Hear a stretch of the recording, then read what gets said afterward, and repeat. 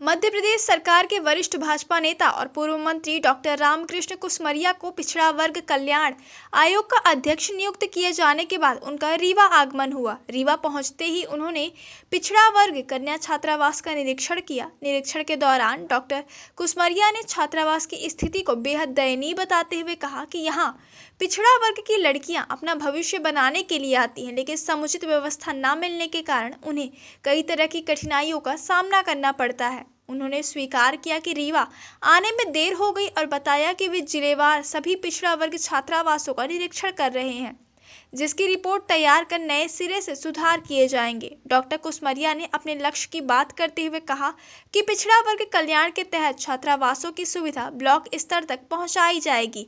गौरतलब है कि मोहन सरकार के वरिष्ठ नेता और पूर्व मंत्री डॉक्टर रामकृष्ण कुसमरिया 4 बार सांसद और 5 बार विधायक रह चुके हैं और अब उन्हें मध्य प्रदेश पिछड़ा वर्ग कल्याण आयोग का अध्यक्ष नियुक्त किया गया है। आज आप रीवा में पिछड़ा वर्ग की बैठक लेने क्या है? रीवा में आने में हम ज़रा लेट हो गए और पहले आना था, है ना।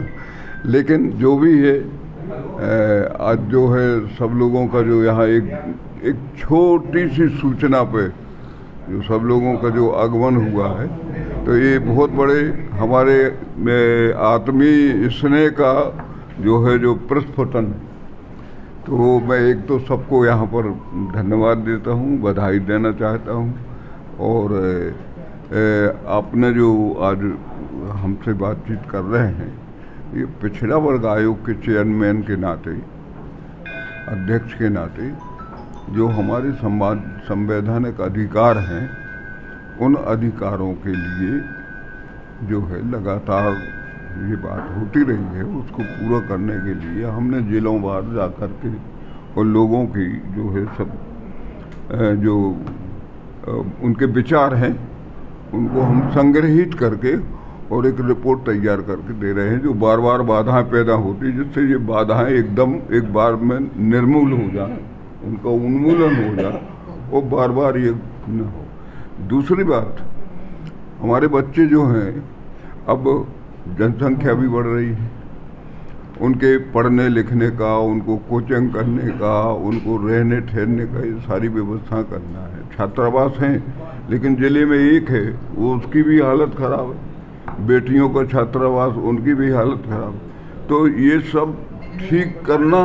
दूसरी बात, हमारा जो विचार है कि अब आवश्यकता के अनुरूप हमें विकास स्तर पर ये छात्रावास करना चाहिए, क्योंकि दूर दराज गांव के लोग भी अब उनका भी एजुकेशन की तरफ, पढ़ने लिखने की तरफ उनका जो वो हुआ है, जो एकदम पढ़ने लिखने की तरफ उनकी रुचि बढ़ी है, उस दृष्टि से अब आवश्यक है कि हम इन संस्थाओं को गांव तक लेके जाएं, यानी ब्लॉक स्तर पर कर देंगे तो काफ़ी वहाँ लोगों को सहूलियत हो जाएगी। तो एक तो छात्रावासों को हमें एक्सटेंड करना है ब्लॉक स्तर तक, और जहाँ गड़बड़ है अभी, जो सुविधाएं नहीं हो पा रही हैं, दिक्कतें हो रही हैं, उनको भी दूर करने का। कई जगह बहुत ख़राब है, यानी इतनी ख़राब हालत है कि वो रहने लायक नहीं है, तो उनको ठीक से नए उनको बनवा करके तैयार कराएं। तो ये सारा का सारा हम पूरा प्रोजेक्ट पूरे प्रदेश के भीतर तैयार करा रहे हैं और इसको नए तरीके से डेवलप करने का काम कर रहे हैं। तो ये माना जाए कि आपके रीवा से वापस जाने के बाद हॉस्टलों की स्थितियों में कुछ सुधार आ जाएगा?